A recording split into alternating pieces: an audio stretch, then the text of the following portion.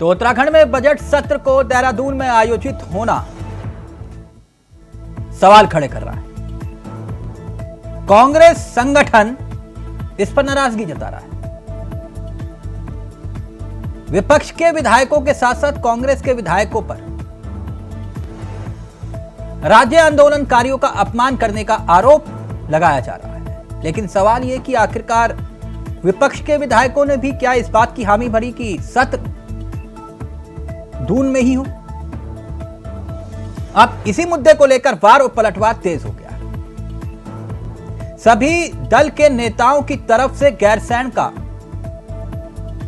एक किस्म से बहिष्कार कर देना या यूं कहें कि गैर कर देना सवाल खड़े कर रहा है।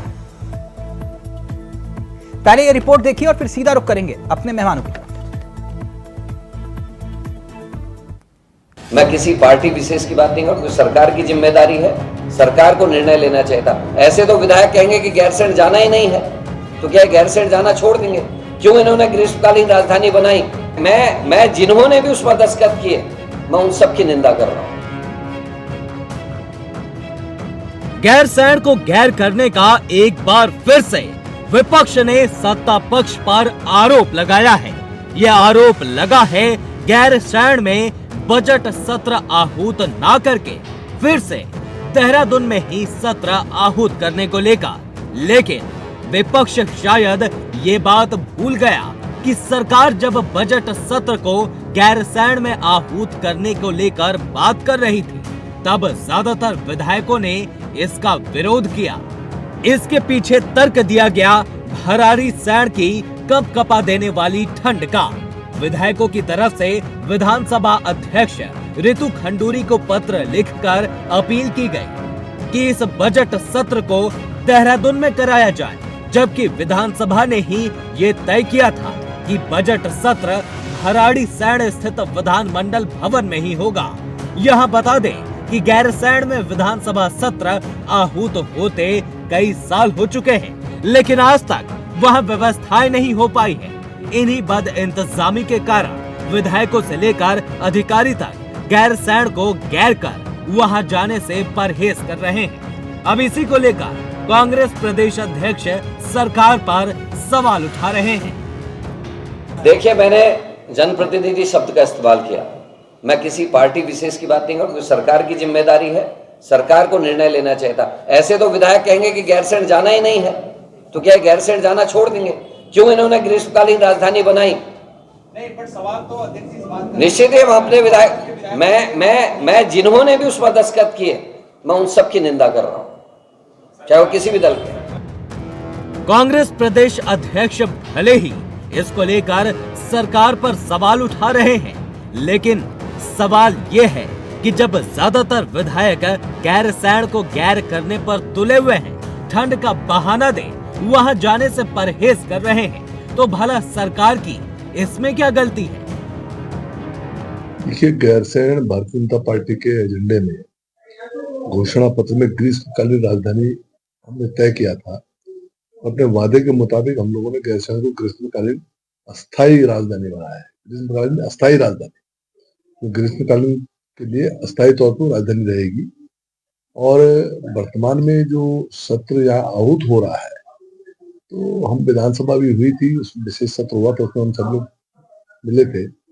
उसमें कांग्रेस और भाजपा सभी विधायकों का कहना था कि वे अभी, क्योंकि ये शीतकाल चल रहा है, ग्रीष्मकाल नहीं है। देखिए, ठंड लगने या न लगने का तो कोई विषय नहीं है, न कोई प्रसंग इस बात का है। अभी हमारे सारे विधायकगण, सभी पार्टी के नेतागण गांव-गांव में गए हैं, रात्रि को प्रवास किया है। वो आपने 15,000 फीट की ऊंचाई पर भी स्थित गांव है और देहरादून में स्थित गांव भी हैं। सभी गांव में जाने का हमारा कार्यक्रम संपन्न हुआ है।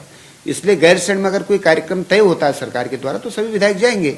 माननीय अध्यक्ष जी, यदि कहते हैं कि विधायकों ने गैरसैंण न जाने का पत्र लिखकर शहीद आंदोलनकारियों का अपमान किया है, तो निश्चित रूप से किया है। इसलिए क्योंकि राज्य आंदोलन गैरसैंण के इर्द गिर्द बुना गया था। कोदा झिंगुरा खाएंगे, गैरसैंण राजधानी बनाएंगे, ये एक बहुत चर्चित नारा उस वक्त का था। लेकिन आज 23 साल राज्य के गठन के बाद भी अगर हम गैरसैंण नहीं चढ़ पा रहे हैं तो उसमें गलती किसकी है? माननीय हरीश रावत जी की सरकार जिस तरह का इंफ्रास्ट्रक्चरल डेवलपमेंट वहाँ करा कर गई, उसके बाद 1 इंच भी भाजपा ने उस पर काम नहीं किया। ऐसा भी नहीं कह सकते हैं कि गैरसैंण को सरकार ने गैर नहीं किया है।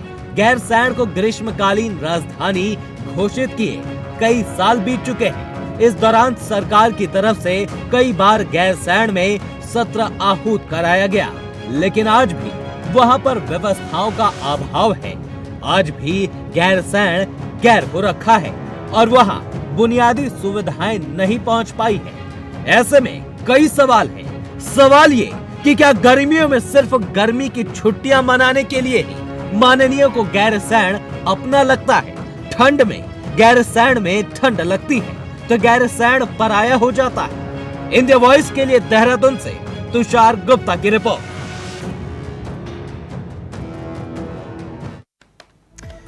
ठंड है बहाना, गैरसैंण नहीं जाना। सीधा रुख कर रहे हैं अपने मेहमानों की तरफ। आपको बता दें हमारे साथ इस वक्त जोत सिंह बिष्ट जुड़ गए हैं, बीजेपी के चेहरे हैं और उत्तराखंड की सियासत के अनुभवी चेहरों में से एक हैं। हमारे साथ रविंद्र आनंद जुड़ गए हैं, आम आदमी पार्टी के चेहरे हैं और कुछ ही देर में आपको कांग्रेस के चेहरे भी स्क्रीन पर दिखाई देंगे। लेकिन बिष्ट जी, चर्चा की शुरुआत आपसे करते हैं। क्यों नहीं जाना गैरसैंण? आपने जो सवाल पूछा उसका जवाब तो माननीय विधायकों ने मिल करके पक्ष और विपक्ष ने दिया कि गैरसैंण क्यों नहीं जाना है। हाँ। ठंड ज्यादा लगती है? सवाल ठंड का नहीं है। सवाल ये है कि जनता जिन लोगों को चुन करके अपना प्रतिनिधि बना करके भेज रही है, तो लोकतांत्रिक परंपरा में बहुमत से सारी चीजें चलती हैं। अच्छा। और इसमें जो मुझे दिखाई दे रहा है कि सत्ता पक्ष के विपक्ष के विधायकों का जो संख्या बल, जिन्होंने कहा कि गैरसैंण में नहीं जाना ठंड है, ठीक, उनकी संख्या 36 से ऊपर है। तो सभी काम आप विधायकों की सहमति से करते हैं? कहना चाह रहा हूँ, थोड़ा मेरी बात सुन लीजिए। नहीं, मैं बस जानकारी चाह रहा था। थोड़ा सा ऐसा है ना, यहाँ पर जो टेक्निकल लिखोना है, हाँ। उत्तराखंड राज्य को हम कहते हैं 23 साल हो गए, कल 24 हो जाएंगे अगले नवंबर में। जब राज्य बना तो राज्य को बनाने का काम अटल बिहारी वाजपेयी जी जब देश के प्रधानमंत्री थे उन्होंने किया 2002 में, ठीक। और उसके बाद राज्य की जनता ने जो मैंडेट दिया वो भाजपा के पक्ष में देने के बजाय जो पहला विधानसभा का चुनाव हुआ 2002 में, वो कांग्रेस के पक्ष में दिया। और कांग्रेस ने जिनको मुख्यमंत्री के रूप में यहाँ पर कमान सौंपी, वो प्रदेश के नहीं बल्कि देश के अनुभवी राजनेता थे। हाँ। पंडित नरेंद्र तिवारी जी। और पंडित नरेंद्र तिवारी के नाम एक बड़ी उपलब्धि है, उनको जो विकास पुरुष कहा जाता है कि उन्होंने उत्तर प्रदेश के मुख्यमंत्री के रूप में जो नोएडा और ग्रेटर नोएडा को बसाने का काम किया, एक देश के अंदर सबसे बड़ी टाउनशिप को बसाने का काम किया, उसकी उपलब्धि नरेंद्र तिवारी जी के खाते में है। हाँ। और नरेंद्र तिवारी जी 5 साल तक निष्कंटक कांग्रेस के मुख्यमंत्री रहे, 2002 से 7 तक।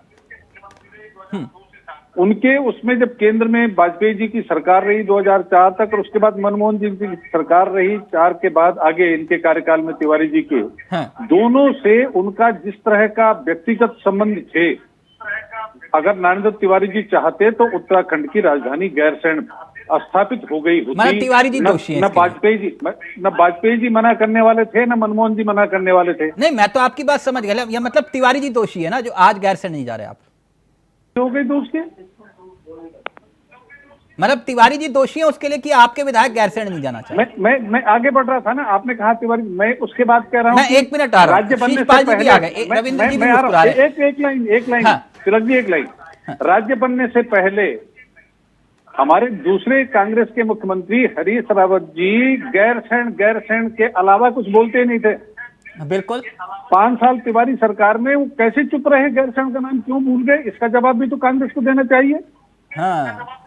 तो यहाँ से बात करते हैं, फिर कुछ और बातें होंगी, मेरे दूसरे मित्र जवाब देंगे। मैं एक मिनट, आपके पुराने मित्र हैं, बेशकी कुछ कह रहे हैं शिषपाल जी।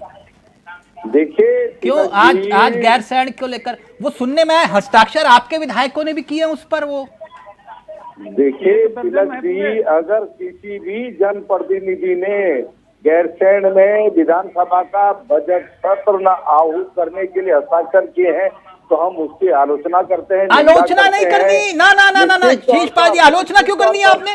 निश्चित आपने तो अनुशासन समिति को बोलना है कि इनको नोटिस थमाओ और इनसे पूछो कि इन्होंने क्यों हस्ताक्षर किए उस पे। अरे तिलक जी, मेरी बात पूरी तो होने दो, कृपा करके। नहीं, मैं तो पूछ रहा हूँ आपसे ना। निश्चित तौर पर अगर कांग्रेस के किसी भी विधायक ने इस प्रकार से कोई प्रपोजल दिया होगा तो पार्टी उसका गंभीरता से संज्ञान लेगी और जो है आगे कार्रवाई करनी होगी, निश्चित तौर पर जो है पार्टी उस पर भी विचार करेगी। नोटिस जारी करोगे विधायक को? अभी जोत सिंह बिष्ट जी जो कह रहे थे, नहीं, पहले मेरी एक ही लाइन ना, अभी अब उस पर भी जाइएगा, आप लोग अपना व्यक्तिगत टिप्पणी। मुझे इतना बताइए कि आप ये कह रहे हो कि अनुशासन समिति नोटिस देगी अपने विधायक को? देखिए तिलक जी, हमने कहा भाजपा लगातार झूठ बोलती है। पहले मैं इस बात से सहमत नहीं हूँ कि कांग्रेस के किसी विधायक ने इस प्रकार का प्रपोजल दिया। तो फिर ये 40 विधायक, एक बात क्लियर करिए, एक मिनट, जोत सिंह बिष्ट आप फाइव क्यों फैला रहे हो? आपके विपक्ष के विधायक है उसमें। हमारी बात पूरी होने दिया कीजिए। आप जो है विपक्ष के प्रवक्ता की बात पूरी नहीं होने देते। भाजपा के नेता जोत सिंह बिष्ट यहाँ पर कह रहे हैं कि विपक्ष के 40 से ज्यादा विधायकों ने जो है गैरसैंण में सत्र करने के लिए कुल बोले भाई, विपक्ष के विधायक 1 दर्जन है, 46 विधायक है भाजपा के, ऐसे में तो 87 विधायक है जोत सिंह बिष्ट के अनुसार। तो ये भाई ऑन स्क्रीन में झूठ बोलने का काम कर रहे हैं। बिल्कुल झूठ नहीं बोल रहे हैं। 1 दर्जन कांग्रेस के विधायकों ने उस पत्र पर हस्ताक्षर किए हैं। तो बहुत शरीफ हमारी पार्टी के विधायक तो इस समय जो माणा गांव है वहां पर प्रवास करके आ रहे हैं। हमारे विधायक वहां जाने को तैयार हैं। के सामने परोसेंगे। अरे मुख्यमंत्री है आपका, विधानसभा आप नाराज होके इतना भाई इतना नाराज मत होइए। सत्र आयोजित करने से अगर आपकी सरकार की प्रतिबद्धता होती, आप पहाड़ के प्रति अगर संवेदनशील होते, सरकार की प्रतिबद्धता है के मामले में सरकार की प्रतिबद्धता आपको जो स्पेशल सेशन बुलाया गया उसमें दिखाई दी होगी। सरकार ने ही कहा कि अगला सत्र गैरसैंण में होगा और सरकार की प्रतिबद्धता थी, इसीलिए तो विधायकों ने जो वहां नहीं जाना चाहते थे उन्होंने लिख के दिया और उसमें आपके विधायकों ने पहले नंबर पर तो हमारा विधायकों ने बीपी बढ़ा रहे हो। इस बात का जवाब दो कि क्या सरकार संगठन में तालमेल। एक मिनट शीशपाल जी, इन्होंने कृपया दोनों बिष्ट की आवाज को नीचे करिए। एक मिनट रविंद्र भाई, ये नूरा कुश्ती हो रही है या फिर जैसे कह रहे हैं शीशपाल जी कि हमारे किसी विधायक ने हस्ताक्षर नहीं किए, तो फिर वो हस्ताक्षर किए किसने? सारे भाजपाई विधायकों ने कि हमें गैरसैंण नहीं जाना, ठंड लगती है।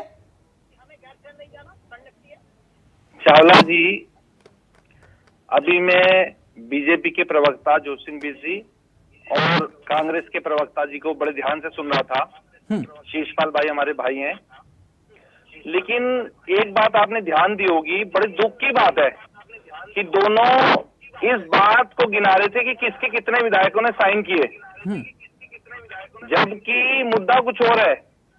मुद्दा यह है कि पहाड़ का दर्द कौन समझता है। मुद्दा यह है कि पहाड़ कौन नहीं चाहता। मुद्दा यह है कि पहाड़ के किन नेताओं ने देहरादून में घर बसा लिए। मुद्दा यह है कि पहाड़ के रविंद्र भाई किसने नहीं बसाए ये बोलो ना, किसने बसा लिए? सबको मालूम है। मुद्दा है अपने बच्चों को देहरादून के स्कूलों में किसने डाला। जो लोग पलायन रोकने की बात करते हैं वो खुद पहाड़ से पलायन करके आए हैं। हाँ। ये है सच्चाई। हाँ। इस पर कोई नहीं बोलना चाहता, एक दूसरे पर छीटाकशी करना चाहते हैं।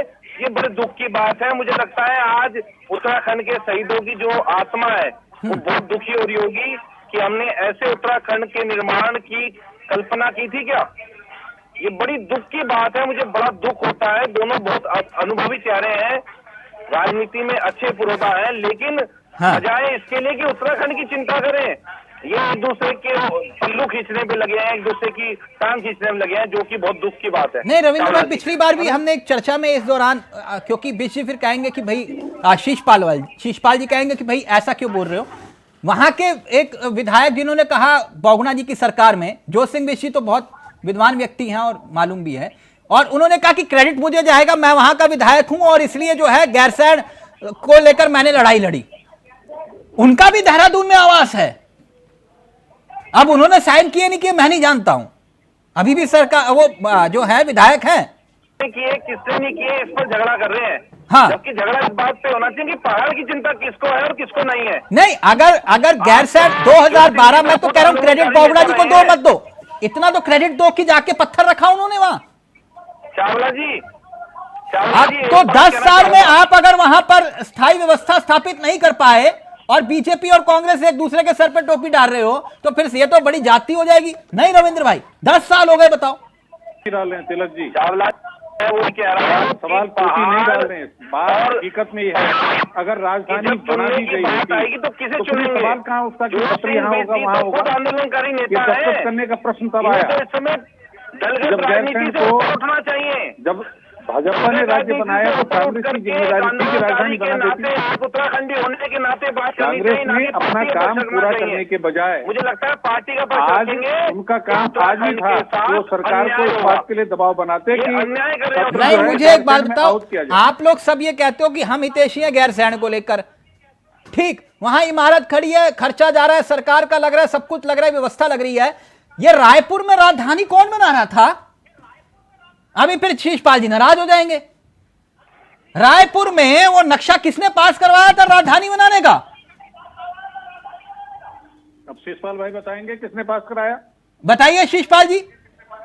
था ना, रायपुर में राजधानी बनाने के नक्शे पास हो रहे थे ना, वहां से हरभजन सिंह चीमा जी कहते हैं यहां बनाओ राजधानी, यहां हमारे यहां। एक विधायक अलग कहता है राजधानी यहां बनाओ। ये चल क्या रहा है उत्तराखंड में?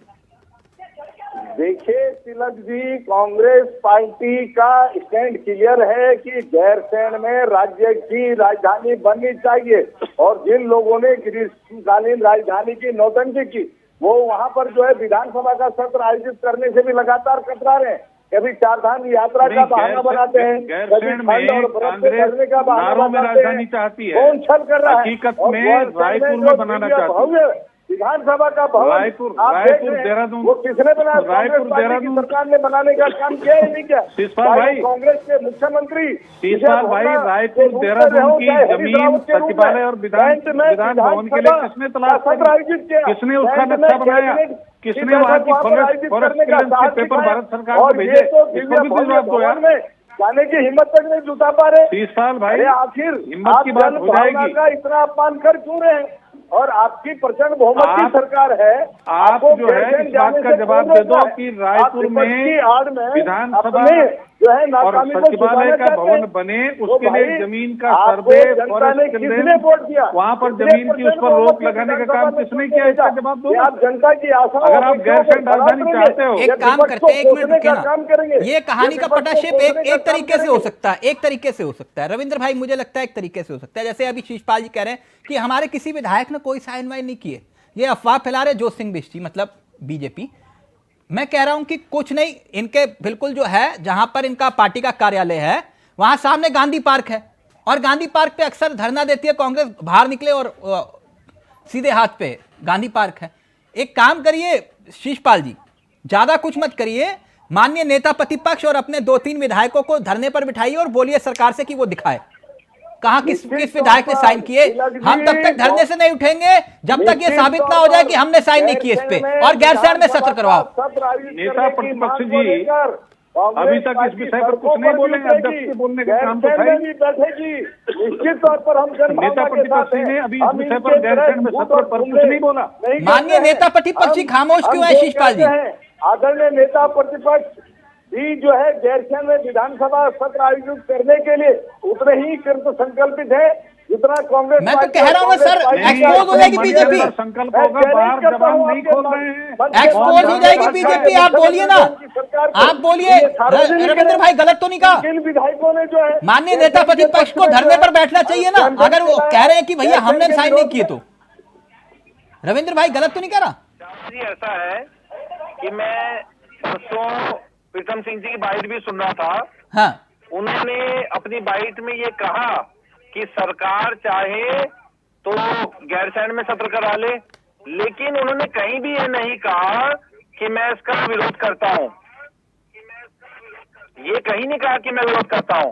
उन्होंने ये जरूर कहा कि सरकार चाहे महाराज जी ने कॉन्फ्रेंस करके क्लियर। मैं ये कह रहा हूँ कि देखिए एक बड़ी बात ये है कि दोनों पार्टियां एक दूसरे पर छींटाकशी कर रही हैं, जबकि इस वक्त ये देखना चाहिए कि गैरसैंण या उत्तराखंड की जो जनता का सपना था कि गैरसैंण वहां की राजधानी बने, वहां पर सत्र हो, इस पर काम हो, इस पर बात नहीं करना चाहती। दोनों ही पार्टी के प्रवक्ता एक दूसरे पर छींटाकशी कर रहे हैं।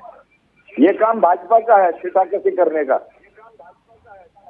बता दूं तिलक जी, एक मिनट देखिए शिषपाल जी, ऐसा है, मेरा ये स्पष्ट कहना है कि जो पहाड़ की बात करेगा आपने पहाड़ी कहलाएगा। रविंद्र जी, आपने सुना नहीं ध्यान से, शिषपाल जी ने कहा है मैं चैलेंज देता हूं कि हमारे किसी विधायक ने साइन नहीं किया, और किया होगा अनुशासन समिति उसे नोटिस भेजेगी और पूछेगी नोटिस देकर कि तुमने साइन क्यों किए। यही कह रहे हो ना? और शिषपाल जी का नाम लिख के जो है ब्रेकिंग चला देना नीचे। शिषपाल जी यही कह रहे हो ना? पूछा जाएगा अगर ऐसा किया होगा तो। लेकिन हमारा स्टैंड क्लियर है कि हम गैरसैंण में विधानसभा का सत्र ही नहीं चाहते। हम ये भी आप जोशिंग बिष्ट की आवाज, सिर्फ जोशिंग बिष्ट रहेंगे। नहीं, नाम लिखिए। शिषपाल जी कह रहे हैं कि जिस विधायक ने साइन किया होगा संगठन उनके खिलाफ कार्रवाई करेगा। अनुशासन समिति है या नहीं है, लेकिन कार्रवाई होगी। अनुशासन समिति है ना अभी आपके यहाँ?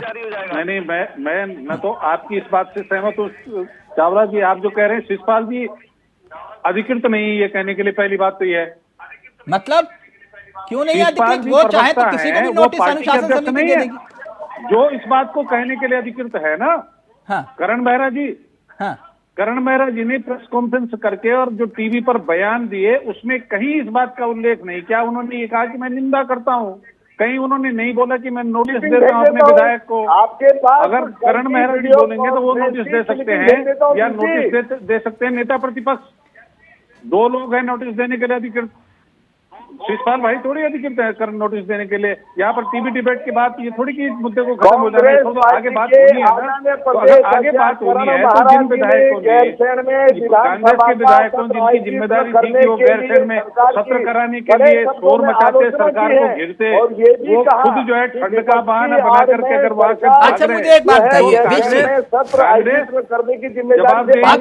जोशिंग बिष्ट का ऑडियो रहेगा, एक मिनट रुकिए ना। शिषपाल जी कह रहे हैं, मैं मान लेता हूँ शिषपाल जी का, हाँ, कोई ये थोड़ी ना बोल दिया शिषपाल जी ने, तो बोल दिया पत्थर की लकीर है, देंगे विधायक को नोटिस, पूछेंगे तुमने ऐसा क्यों किया। लेकिन एक बात जोशिंग बिष्ट मुझे बताइए आप, कि आप कह रहे हो कि विधायकों ने बोला और हमारा मन किया कि भाई विधायकों की बात सुन के कि भैया देहरादून में ही करवा लो सत्र, बाकी सब ठीक है।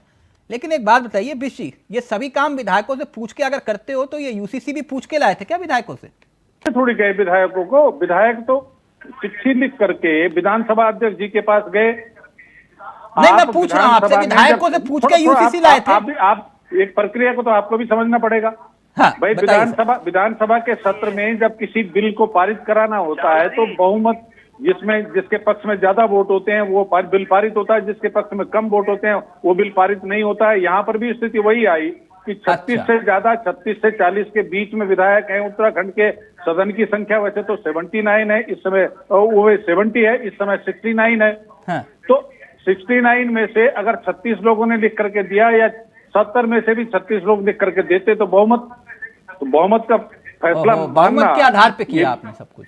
ये बहुमत के आधार पे फैसला है कि अधिकतम विधायक चाहते हैं कि सत्र गैरसैंण में न हो। अगला सत्र वहां गैरसैंण में हो जब ठंड कम हो जाए, अगला सत्र वहां पर बहुमत के आधार पे तो लोकायुक्त की मांग भी हो रही है सर, भू कानून की मांग भी हो रही है सर। बहुमत के आधार पे जी, जब बहुमत के आधार पे वो मामला आएगा तो उसको पारित करेंगे, उसको मना कब किया। अब रविंद्र जी पहले आप, फिर शिषपाल जी आपके पास आ रहा हूँ, बोलिए रविंद्र जी। देखिए चावला जी, मेरा ये कहना है कि जोशिंग बिष्ट जी आंदोलनकारी नेता रहे हैं। बिल्कुल। बजाय इसके कि पहाड़ की बात रखते, पहाड़ की तरफ अपना रुख दिखाते, इन्होंने पार्टी को बचाने का काम किया, जो कि मुझे लगता है कि पहाड़ के साथ अन्याय किया इन्होंने। देखिए जब कभी पहाड़ के साथ अन्याय पता कैसे होता है, मेरी बात सुनो रविंद्र भाई, आपने कह दिया, बता देता हूँ, आप थोड़ा एक बात सुन लीजिए। पहाड़ के साथ अन्याय की बात करोगे, अभी एक जिक्र जो आया ना कि उत्तराखंड की जनता से लेकर के चमोली जिले की जनता ने और कर्णप्रयाग विधानसभा की जनता ने, गैरसैंण की जनता ने भारतीय जनता पार्टी को हमेशा उनके प्रत्याशियों को, पंचायत का चुनाव हो, निकाय का चुनाव हो, विधानसभा का हो, लोकसभा को जिता करके भेजा। अच्छा, ये पता है क्या रविंद्र जी, एक मिनट रुकिए ना, बड़ा दिलचस्प किस्सा है। एक मिनट रुकिए शीशपाल जी, जरा किस्सा सुनिए। दिल्ली से एक नेता आए, ठीक, उन्होंने कहा कि गैरसैंण को राजधानी बनाएंगे। हरिद्वार में आए, देहरादून में ऐलान किया, और उधम सिंह नगर से आगे ऊपर पहाड़ पे नहीं गए कभी। बोले गैरसैंण गए, बोले नहीं गैरसैंण नहीं गए, लेकिन सुना है हमने गैरसैंण राजधानी बननी चाहिए। मालूम है ना किस पार्टी के नेता थे?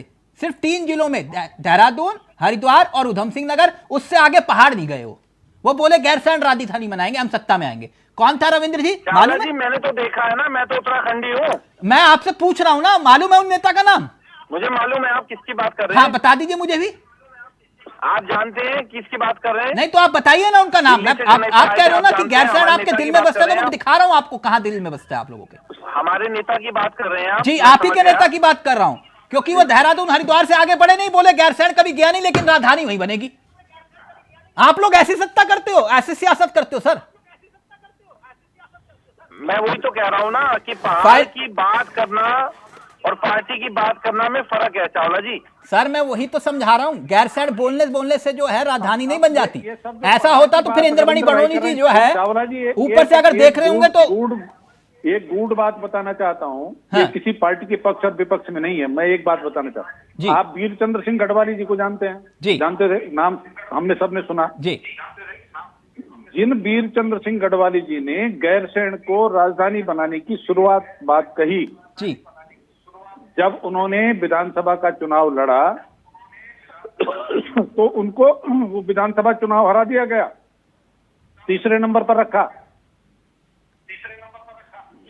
तो यहाँ पर जो जनता का मैंडेट है वो जिस तरफ होगा सरकार भी उसी तरफ काम करेगी। आप ही की बात से कार्यक्रम को यहाँ पर विराम लगाऊंगा।